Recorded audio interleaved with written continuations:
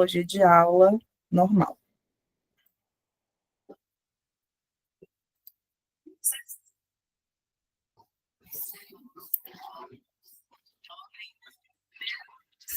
Eu gostaria só que vocês me dissessem se vocês estão vendo, gente. Eu consigo ver, eu tô professora vendo, Suzana. só que tá baixo. Ah, tá. Vocês conseguem ver, né? Eu vou desligar aqui o meu áudio para não atrapalhar. Porque se eu deixar nesse modo de tela aqui, vai ficar muito pequeno para vocês. Então, eu vou deixar no tela cheia, que eu não consigo vê-los. Então, caso aconteça de vocês não estarem conseguindo ouvir alguma coisa, vocês podem abrir o microfone e falar, tá? Eu vou aumentar aqui. Bom, vou tentar aumentar no máximo, tá? E vou aumentar no YouTube também.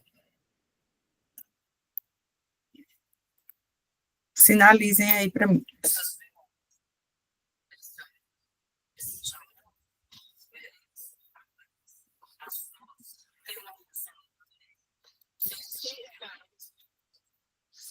Está baixo, Agora, o professora áudio tá Suzana. bem. Então, eu vou fazer o seguinte, gente, eu vou colocar a legenda, tá? Porque tá no máximo aqui para mim. Eu vou ativar aqui as legendas, para que vocês possam ir acompanhando a leitura. Por que está desativado? Português. Isso. Tá no máximo aqui. Aqui tá no máximo e no meu computador. Aí vocês acompanham com as legendas. Eu vou desligar aqui a câmera também. Tá, eu vou colocar na plataforma.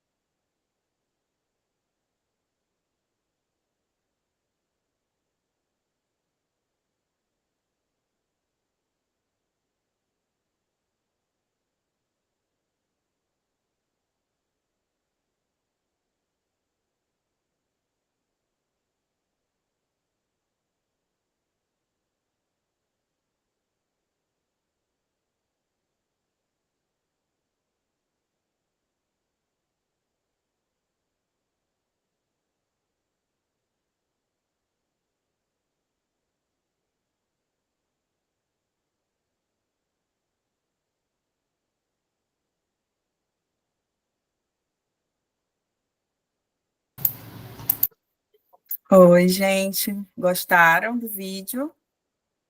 Eu achei super instrutivo. Eu também. Acho que vai ser legal, mas melhor. Sem legendas, sem ruim, né?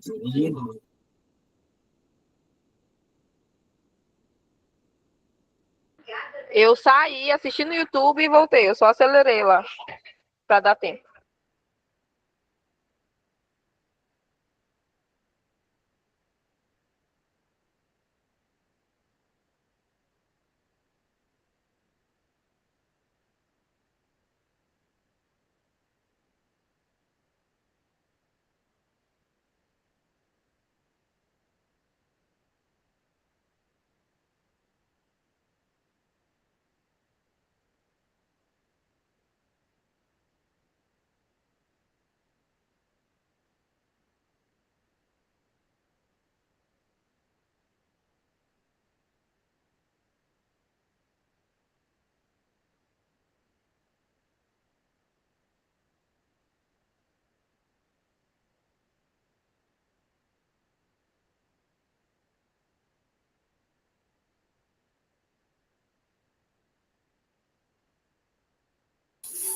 Eu acho que a professora já foi.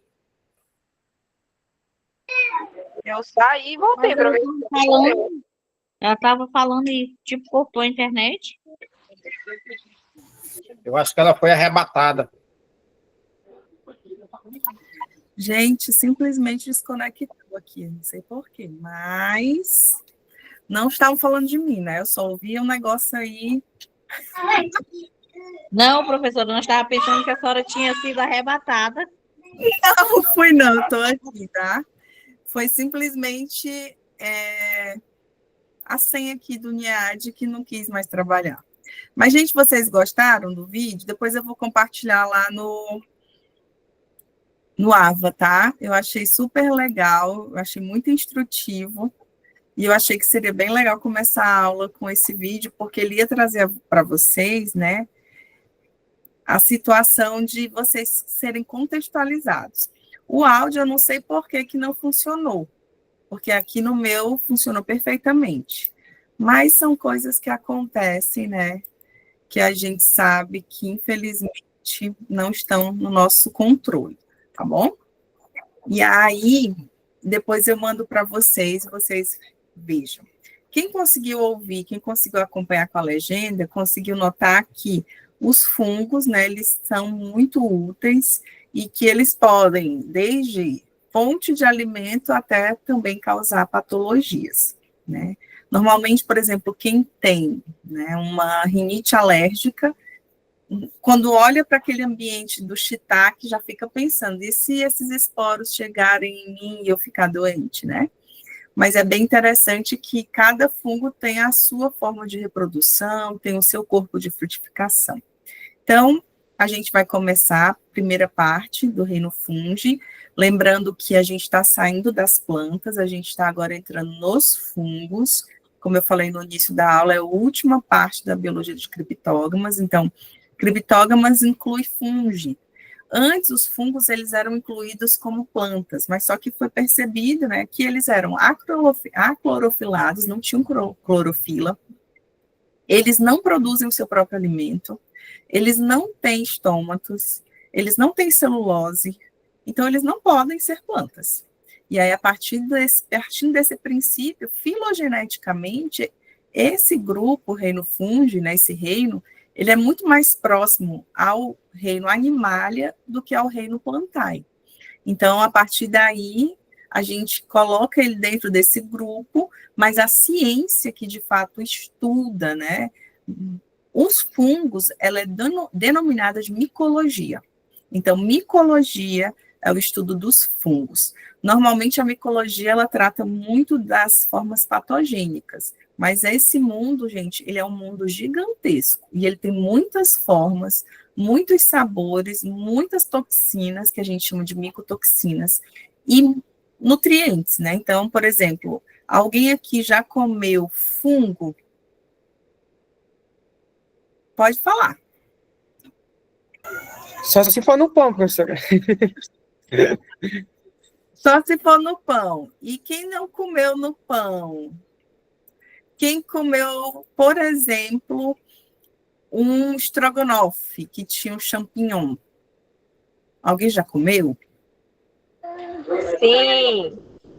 Pois é, então nesse caso vocês já provaram.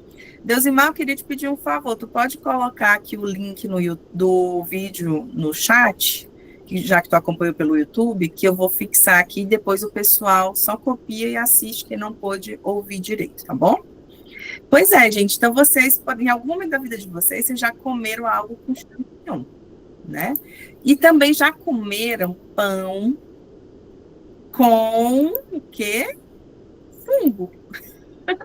Aquele pão que a gente coloca assim, eu vou tirar esse pedacinho, que nem a pesquisadora biomédica falou. Eu vou tirar só esse pedaço aqui e aí eu vou comer o resto. Como eu falei com as meninas, né, e os meninos que eu encontrei durante esses 4 dias de prática, 5, na verdade, acho que foram 5, 4. E aí a gente conversou um pouco sobre os fungos e o que eu falei foi, né, a gente pega o pão, a gente tira a parte do corpo de frutificação e a gente come. A gente pega a fruta, o tomate, tira aquela parte e come. A banana, tira, vou comer ela, que ela está prestando. Então, lembrem-se que o que você tira é a parte visível, né? A parte invisível você não consegue ver, mas isso não significa que ela não esteja presente. Então, vamos lá, vamos começar a falar sobre eles. Então, eles, né, os fungos, eles são classificados como seres heterotróficos. Do ponto de vista biológico, significa o quê, gente? Heterotróficos. É uma pergunta. Eles não produzem os seus próprios alimentos.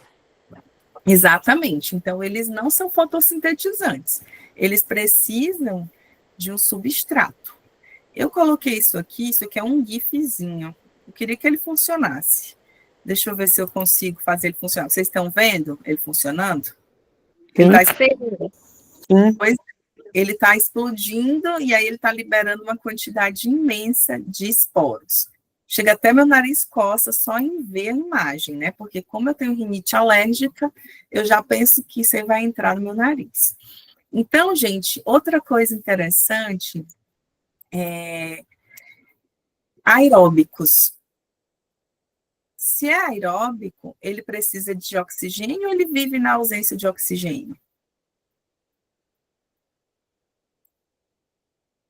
E aí?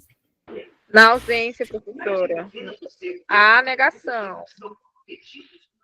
Tá. Todo mundo concorda? Não, Aeróbico? professora. Peraí, deixa eu pensar. E aí? A Evilânia é boa nisso daí, a Evilânia. Cadê a Evilânia? Ela veio hoje, não veio? Professora do oxigênio. Isso, eles precisam da presença do oxigênio. Se fosse anaeróbicos, Brenda, anaeróbicos, aí ia ser realmente, eles não precisam do oxigênio para sobreviverem.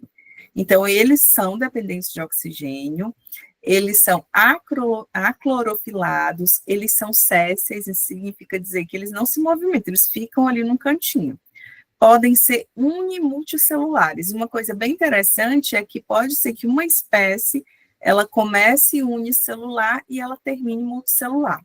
O fato de ser multicelular não significa que ele não começou por uma única célula. Lembra que nós, seres humanos, nós, espécie, começamos com uma única célula ovo e a gente se dividiu e formamos um ser multicelular, multitecidual.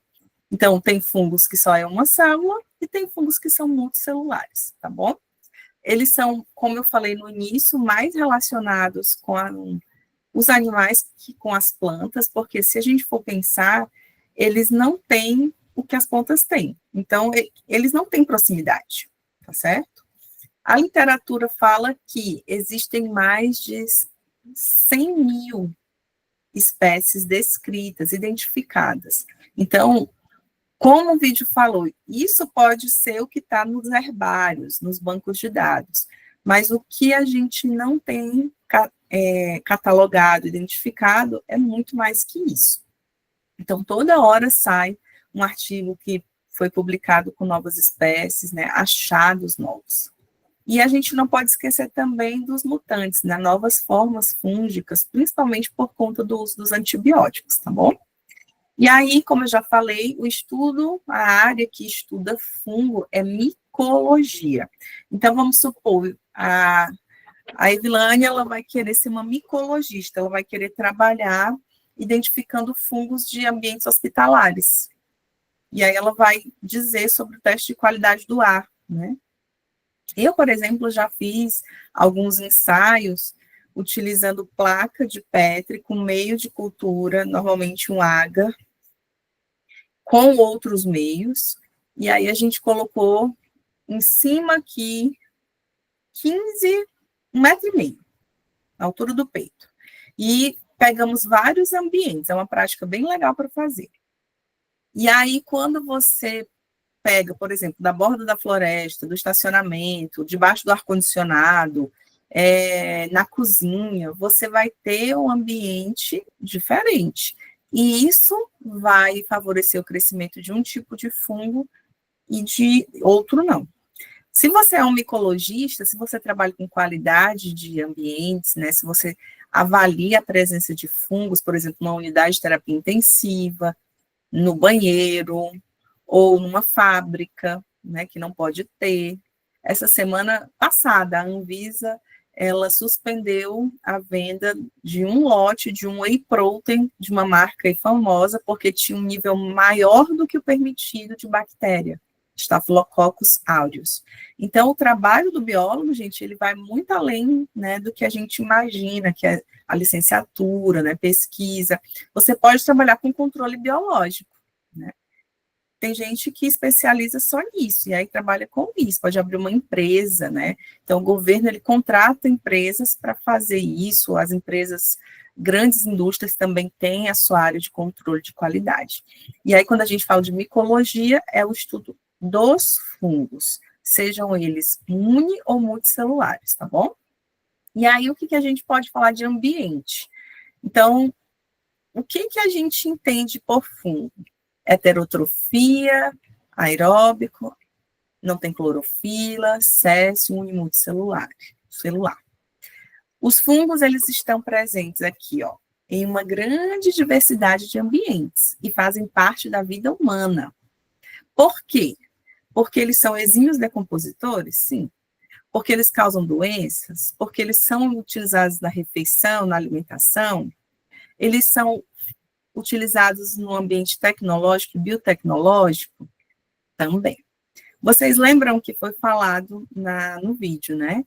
Alguns fungos são utilizados hoje como fonte de alimento e também como antibiótico. Mas não é o fungo que é um antibiótico, é a micotoxina que ele produz, né? Como é que é o nome mesmo dessa micotoxina?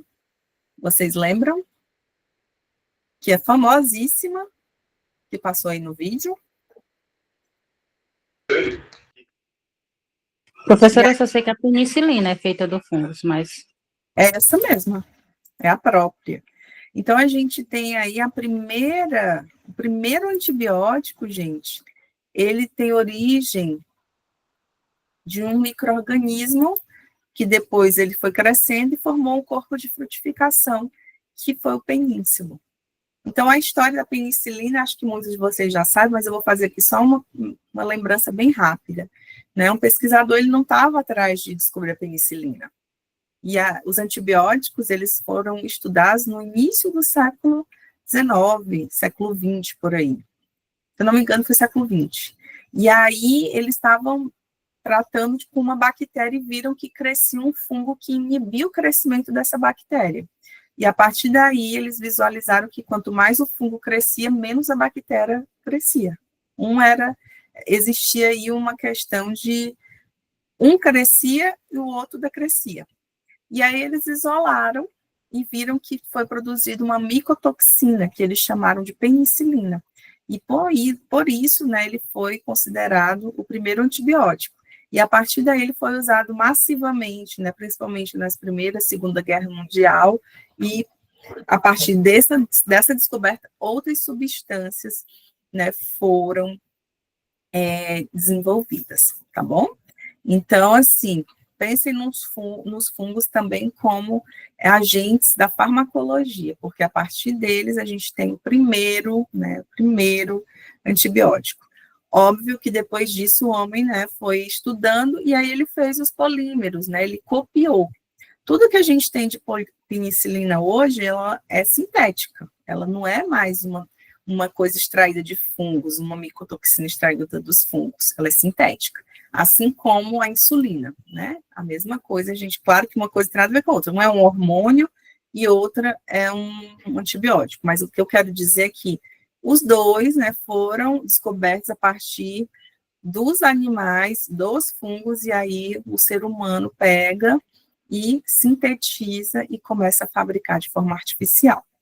Então, bem contextualizado aqui, a gente tem aqui essa imagem, e aí fala da diversidade. Quando a gente fala de diversidade, quando eu estava em Acrelândia, segunda-feira, teve uma aluna que me mostrou algumas fotos que ela estava tirando já de fungos e tal.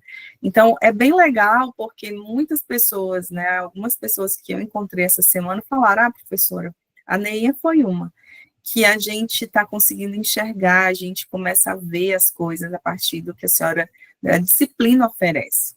E a mesma coisa agora, gente, vai ser com o Renofunge.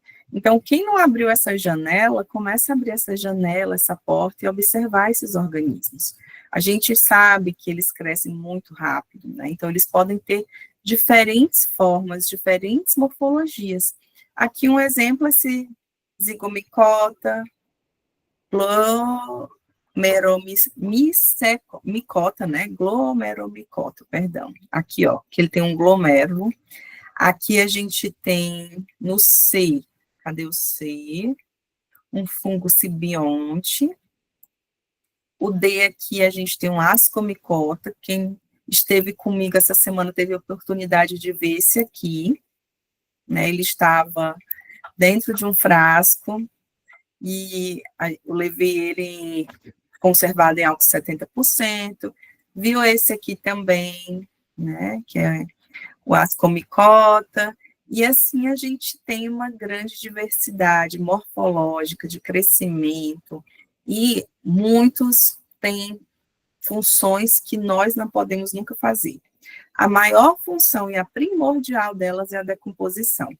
Uma vez eu estava lendo sobre isso, e o autor falou o seguinte: se o mundo não tivesse os fungos, nós teríamos pilhas de cadáveres, sejam humanos, não humanos, plantas, tudo. Por quê? Porque eles são os exímios decompositores, junto com outros grupos, né? Você deixa aqui o pão dormido e amanhã você dá uma olhada, depois de amanhã você dá uma olhada. Quando você for ver, ele já vai estar em processo de decomposição. Por isso que a gente não deve comê-lo, né, o alimento, quando ele já está fungado. No linguajar popular, a gente fala fungado, né? Já tem o crescimento fúngico. Então, vamos continuar. Do ponto de vista filogenético, eu trouxe aqui, né, uma árvore filogenética. E aí a gente tem aqui, ó, eles têm ancestral comum, Basidiomycota, Ascomycota, ou Basidiomiceto, Ascomiceto. Aqui, ó, quando a gente vai olhando aqui, a gente tem 1, 2, 3, 4, 5. E a gente tem a animália. Mas esse animália é fungo, professora? Não. O que esse dendrograma está querendo falar para a gente é que existe uma proximidade. Em algum momento, a gente compartilha ancestral com o reino animália. Por isso que se fala que nós somos mais próximos aos fungos do que as plantas. Então, os fungos têm mais proximidade com os animais do que com as plantas, porque tem características que são semelhantes. Então, alguns animais, principalmente invertebrados, têm o mesmo polissacarídeo que os fungos têm, que é a quitina. Então, é uma informação bem substancial. Certo, gente? Então, a partir da análise filogenética, existe essa proximidade e existe, né, quando vai passando, você vai tendo aqui as distâncias entre os grupos, que são os filhos. Vamos lá, vamos continuar. Uma curiosidade que eu trouxe aqui, que eu achei bem interessante. Eu queria que alguém lesse esses 2 parágrafos para mim. Quem pode ler, levanta a sua mão, por gentileza. Pode ler, Deusmar, fique à vontade. Vou só desligar aqui o microfone. Fungos no solo e no mar, nos 20 centímetros superiores do solo, por exemplo, pode haver aproximadamente 5 toneladas de fungos e bactérias por hectare.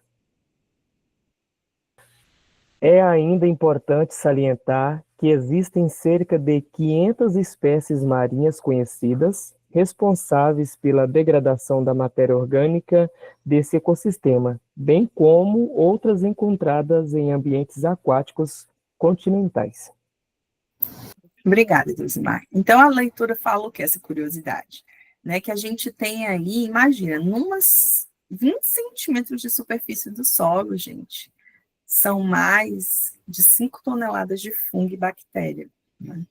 Então, você imagina aí a quantidade de organismos que tem naquela porção de solo.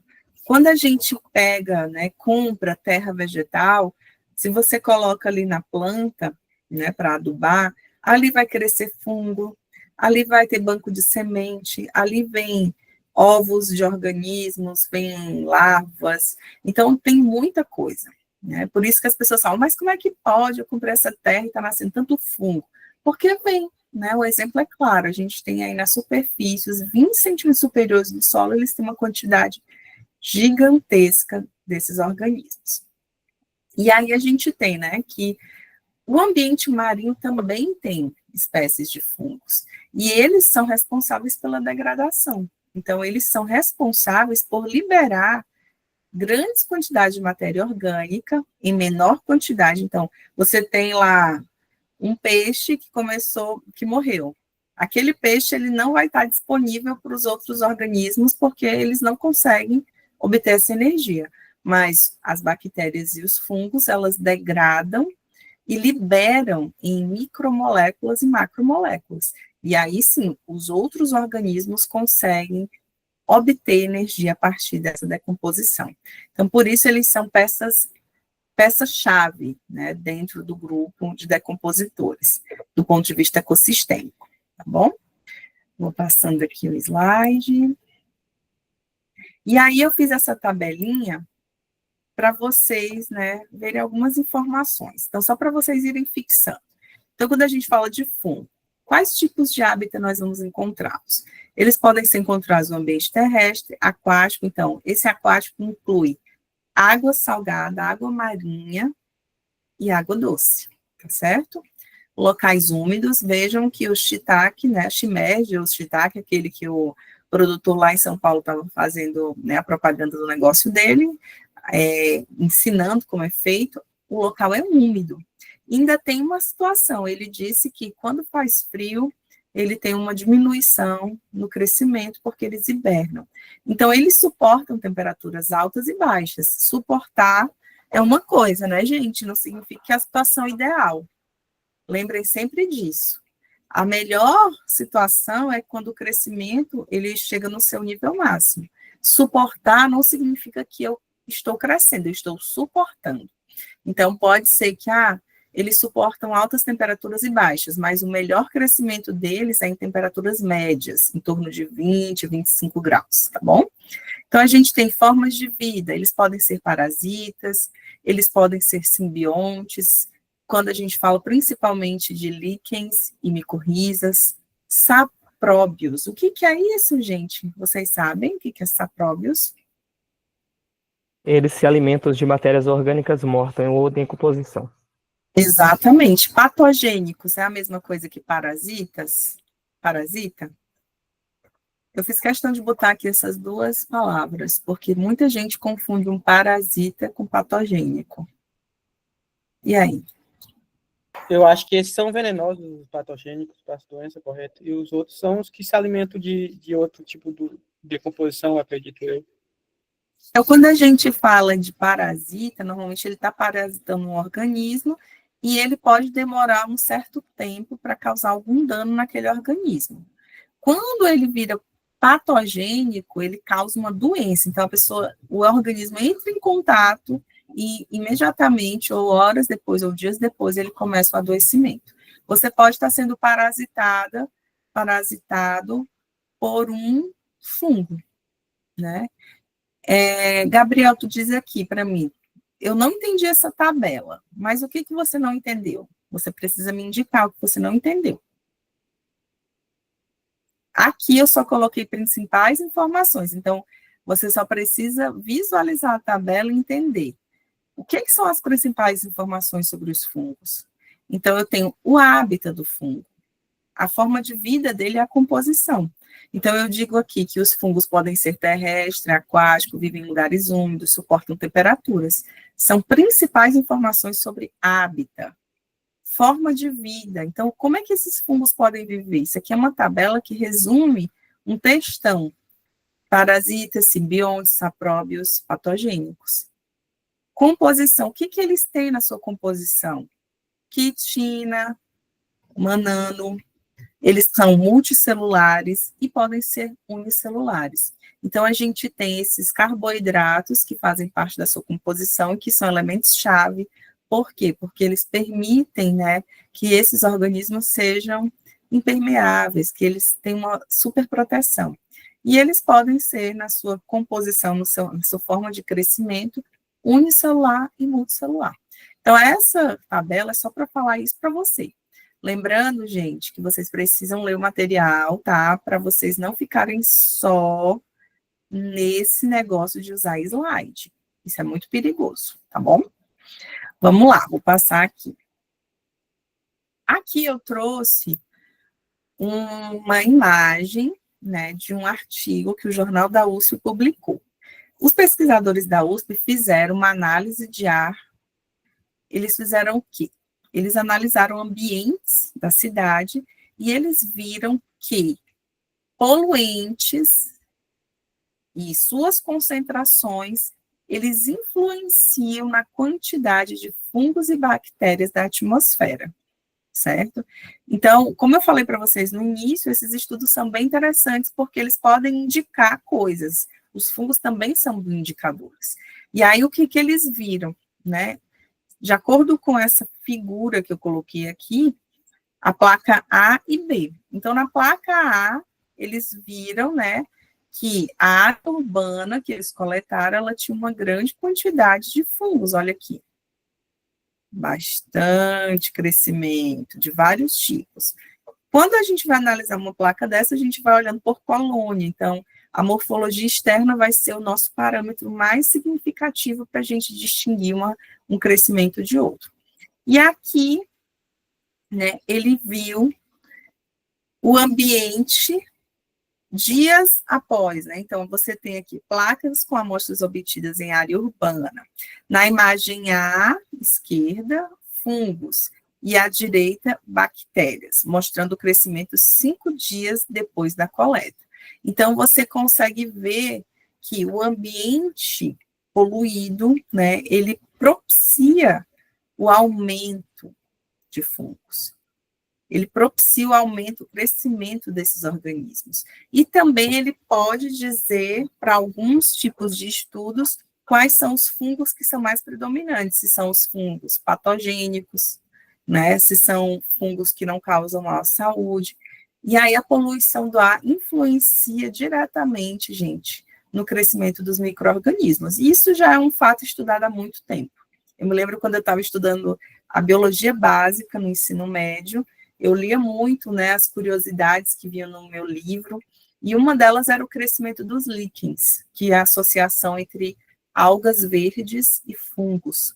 E eles crescem normalmente sobre rochas, no tronco das árvores, de alguns arbustos. E aí a pesquisa dizia o quê? Que em Cubatão, que é uma das cidades mais poluídas, pelo menos era uma das cidades mais poluídas na época que eu estudava o ensino médio, não se via mais esse tipo de organismo nos troncos das árvores. E dizia o quê? Que esses dois organismos que vivem em simbiose, que são as algas e os fungos, eles eram e são, até hoje, extremamente sensíveis à poluição, aos poluentes, principalmente gases poluentes provenientes da indústria. E isso me marcou que até hoje, estou falando aqui para vocês, né? E aí vocês sabem, né? De acordo com o ambiente que você está, você vai ver muito mais fungo, você vai ver muito mais vegetação, você vai ver muito mais associações. Se você está na cidade, na poluição, você vai ter outro tipo de crescimento, tá? Então, depois também eu vou compartilhar para vocês, e quem quiser, é só copiar aqui, ó, tá o link, eu vou disponibilizar a aula, clica em cima ou copia que você vai conseguir ler esse artigo do Jornal da USP, tá bom? Vamos lá, o tempo está passando. A morfologia dos fungos, e é bem interessante porque os fungos, eles podem ser morfologicamente, né, filamentosos, e eles também podem ter formatos de levedura. Quarta-feira, na aula de brasileiro, a gente viu as leveduras e a gente viu também a penicilina, né? E aí, quando a gente fala de filamentosos, a gente tem aqui os desenhos. Então, a gente tem imagem A, figura B, né? Figura A e figura B.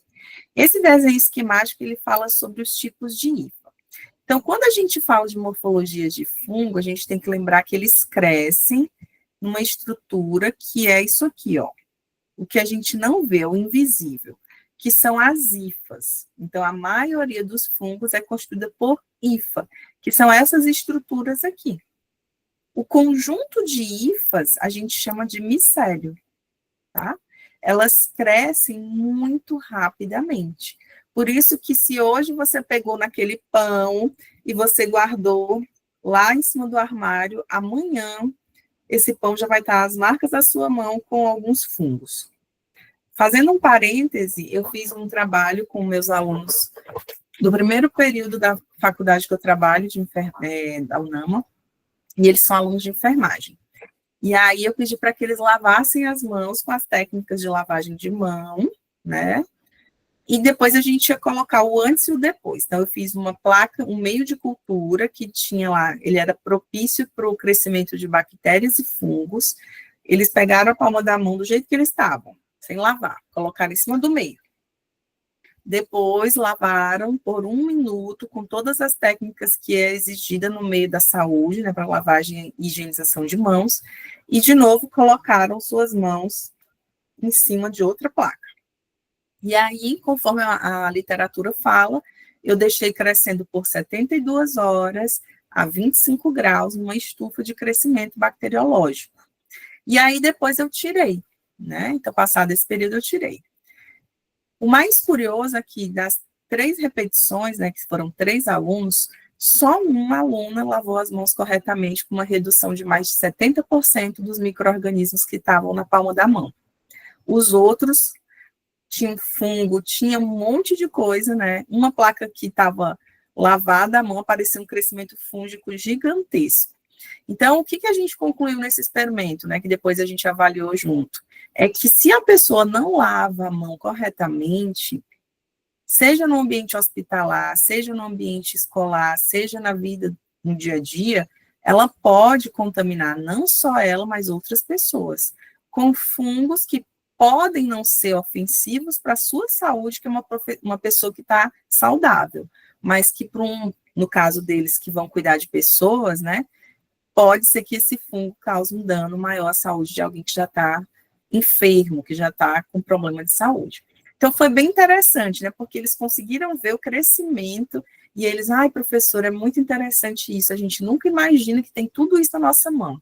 Eu falei, tem isso e muito mais, né? Então, é bem interessante, porque eles crescem muito rápido, porque eles vão emitindo essas hifas. E aí, vocês nunca mais vão esquecer disso, que as hifas vão formar o micélio, que é esse conjunto aqui, vejam que ele está a parte escondida, né? Pode aqui ser um substrato, o pão, mas pode ser o solo também, pode ser a madeira. E aí, quando a gente fala, né, sobre estrutura reprodutora, isso aqui é o que a gente chama de corpo de frutificação, que é a parte macroscópica visível que a gente vê. E aí, sobre morfologia ainda, ele vai se estender, né, essas hifas vão crescendo de acordo com o quê? Com a necessidade nutricional desse fungo. Então, ele vai crescendo para poder realizar a absorção de nutrientes, até chegar à finalização da absorção. Nesse desenho esquemático, a gente tem aqui, ó, 2 tipos de hifa. Então, a gente tem, normalmente, hifas septadas, que tem septos, ó, ela está dividida aqui, ó. Uma célula, outra célula, e assim por diante. E temos hifas não septadas, que é cenocítica. Não tem septos e elas são normalmente multinucleadas, tem mais de um núcleo. Então, você pode ter esse tipo e esse tipo aqui, de acordo com a espécie e o tipo de crescimento, tá bom? O próximo vai ser um elemento que a gente conhece muito, porque a gente utiliza ele todo dia. Quem come pão todo dia aqui, come levedura. Por quê? Porque o pão, se você não fizer com fermento químico, ele é utilizado fermento biológico, e são as leveduras dessa espécie aqui. Como é que é o nome dela? Alguém pode ler? Alguém pode ler o nome dela?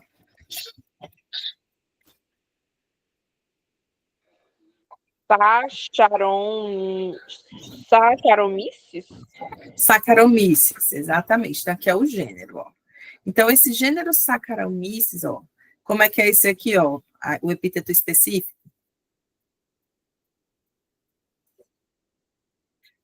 Cerevisia. Então, esse Saccharomyces, gente, ele é utilizado para muitas fermentações, porque uma das formas de obter energia dos fungos é a fermentação, né? Então, ele fermenta, libera os gases, e esses gases são responsáveis pelo crescimento do pão. Eu não sei onde foi o município que eu falei que se a gente vai fazer pão e a gente esquece esse pão no forno e vai conversar, ver celular, assistir um vídeo, o que vai acontecer? Passado um tempo, ele vai despencar. Então, ele cresce, cresce, e depois cai.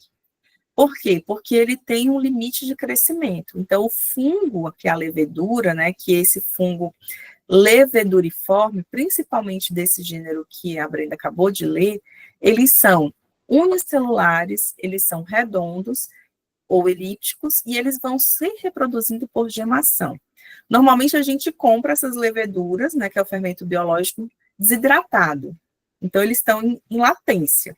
Quando a gente coloca a temperatura ideal, que não pode ser nem alta nem baixa, e água ou leite, eles despertam e começa o processo de reprodução deles, e fermentação. E aí eles vão crescendo, crescendo, crescendo. Chega um momento que a fermentação, ela para, estabiliza. E aí, se a gente deixar por mais tempo, pode despencar. E pode ficar com gostinho de uma coisa chamada etanol. Porque um dos processos de fermentação é a liberação de álcool. Então, acontece em alguns pães você sentir aquele gostinho meio etílico, porque é produto da fermentação. Ele passou do prazo, né? Ele foi lá, deveria ter ficado um prazo X e ficou Y. Então, esse crescimento ele foi afetado, tá bom?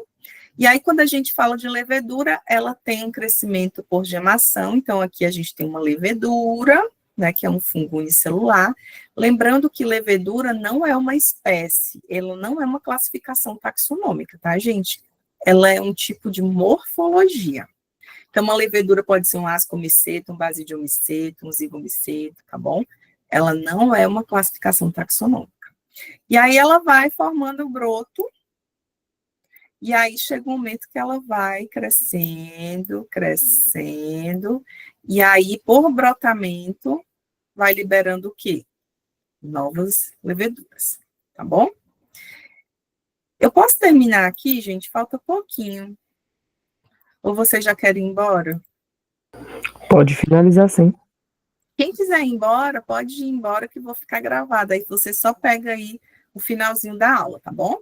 Então, quando a gente fala de nutrição, os fungos, eles são o quê?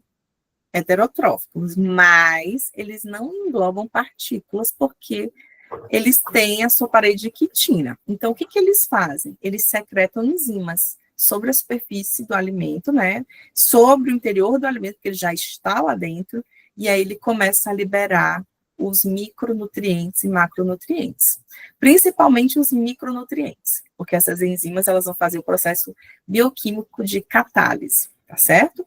E aí começa o processo. Quem nunca teve um alimento assim na sua geladeira, tira a primeira pedra.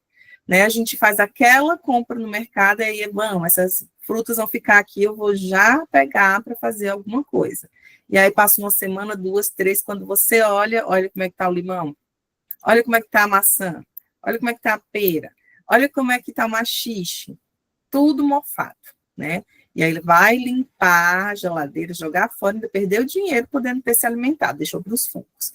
Então, eles todos secretam essas enzimas que vão propiciar, né, o processo de absorção dos nutrientes, que a gente fala de micronutrientes.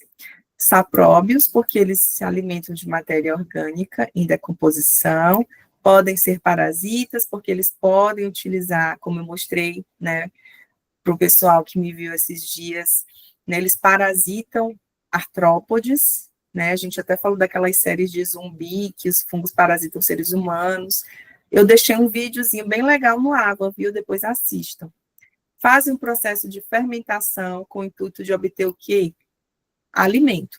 Outra coisa interessante no processo de fermentação é se você deixa muito tempo, aquele seu pão, aquele seu alimento, ele vai perdendo também caloria, porque o fungo, ele utiliza no processo de formação de fermentação as energias que estão disponíveis naquele substrato, tá bom? Quem aqui já fez pão com fermentação natural? Alguém já usou aquele levain, sei lá como é que é o nome, que é um fermento natural? Esse tipo de fermentação, se você já fez, né? O vinho, fermentação natural. Sim, fermentação natural. E aí, quando a gente fala de fermentação natural utilizando o pão, né, como exemplo, ele vai demorar mais tempo, porque a quantidade de fungos que tem ali, ela é menor, né? E aí, normalmente, um pão de fermentação natural, ela vai ser em média de 72 horas de fermentação. Quando a gente usa o fermento seco ou fermento biológico de supermercado, de prateleira, no máximo, dependendo do dia, se está muito quente, vocês já repararam, né? Na época que está muito quente, a fermentação, se está frio, às vezes a gente vai na padaria e parece que não teve fermento, né? Porque o pão não cresceu. Então, as condições físicas e químicas, gente, interferem muito no processo de crescimento e nutrição dos fungos, tá bom? Como foi falado no vídeo. E aí, uma coisa interessante que assemelha os fungos de nós é que a reserva deles é o glicogênio.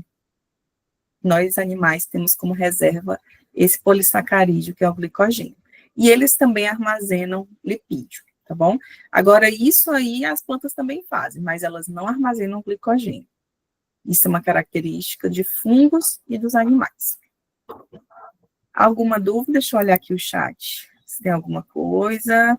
A Isés foi minha aluna, sim, e ela trabalha com fungos, e eu não sei se ela vai vai fazer o curso com vocês, mas tem um outro aluno que trabalha com fungos que vai estar com a gente. Inclusive, eu já vou entrar em contato com ele segunda-feira, para a gente já ir conversando como é que vai ser o curso, que dia ele vai querer fazer, se vai ser no dia da aula, se não vai, tá bom? Mas eu já vou falar com ele, porque eu disse para ele que a gente não tinha entrado ainda no tema. Assim que eu entrasse, a gente já ia fazer esse curso. Vamos lá. Quem levantou a mão? Eu achei que você havia finalizado a aula e iria tirar uma dúvida. Pode prosseguir. Ok. Então, a gente tem aqui os fungos, né? Importância deles. A primeira importância, gente, é que eles são excelentes decompositores, é a primordial. Mas eles também reciclam carbono, nitrogênio, que é muito importante.